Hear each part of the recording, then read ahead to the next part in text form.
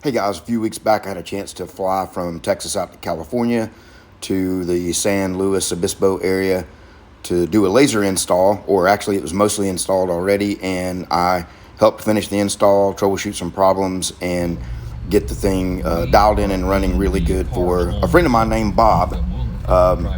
And so when Bob picked me up from the airport, we took a little pit stop here to drive on the beach, and so I'll just let you see some of the footage here of cruising down the beach in his Jeep, and then we'll pick up with the rest of the video. Quads, dune buggies, sand cars, anything you can dream of. Any surfing here? Yeah, a little bit here. See, the waves are small and they're multiple. Over there in that cove, it's called Avila Beach, and we could surely take a drive over there too.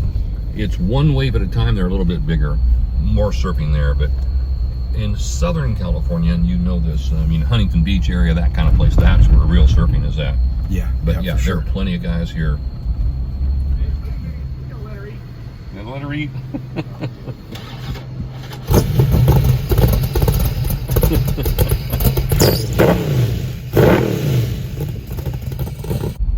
So you saw the sand rail there that we passed by.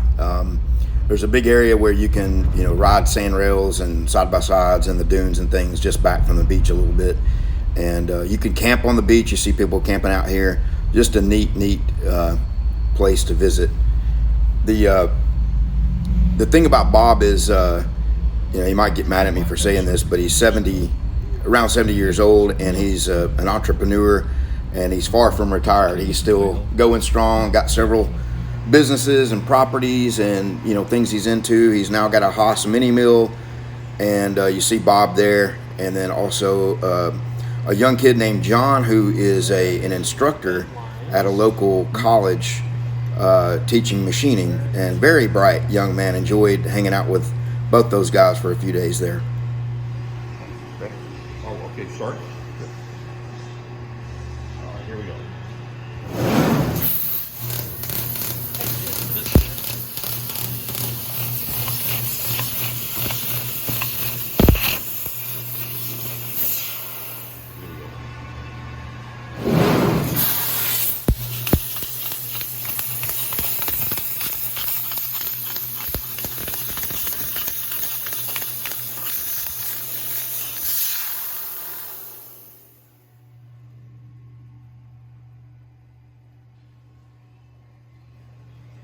So you saw the laser running there, but before we got it running, we had this issue. We had a couple issues going on here.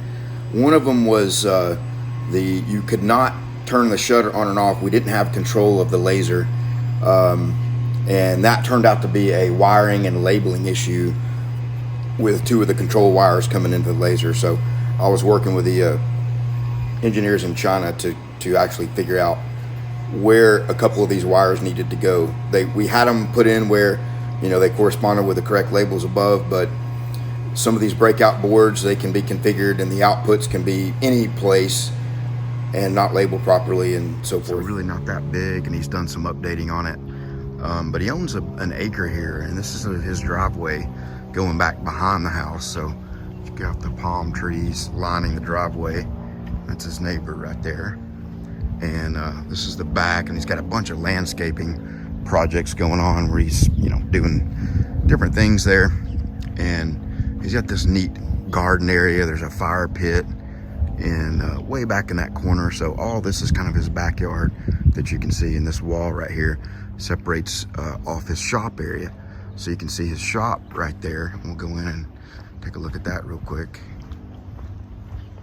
So this is his Jeep Rubicon. He's actually got it for sale for 30 grand. I thought, hey, why don't you just give me that instead of paying me to come out here and install this laser? But that's a pretty sweet Jeep. Got a winch on the back of it and that.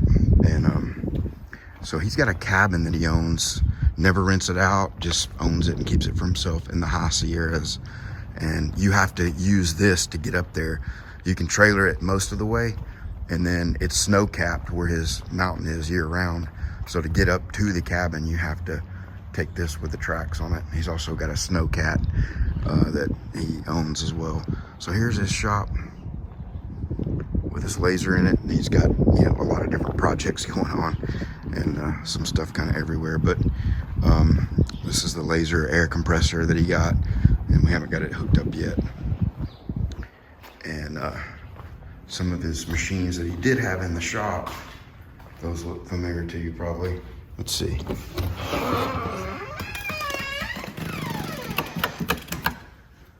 So here's his shop, and there's his laser over there that we're working on. We got it cutting. We got a lot more stuff to do. We got to get the doors back on the cabinet and dial in some more materials and things like that. But this one is the same color that I had. You probably recognize that. But anyway, just thought I'd show you that. There's his race car right there, and press brake. We're going to work on that today. So just going to show you this from the other back side of his house. He's got this really neat patio area. You can see his patio furniture there, and there's the Jeep that we're just looking at, and the shop back there. But check out this really wide, large, just patio and walkway area.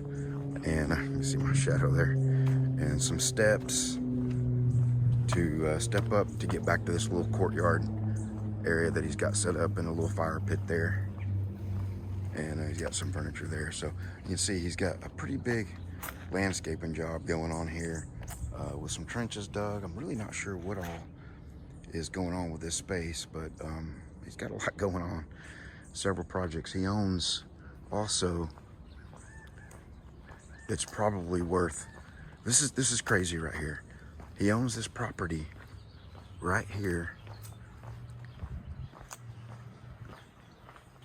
So you can see this is his neighbor, but this lot right there, he owns that, and he can't get water installed. They're quoting him $50,000 to get the water turned on, even though the meter is there and water is at the street. You can see all the other houses around.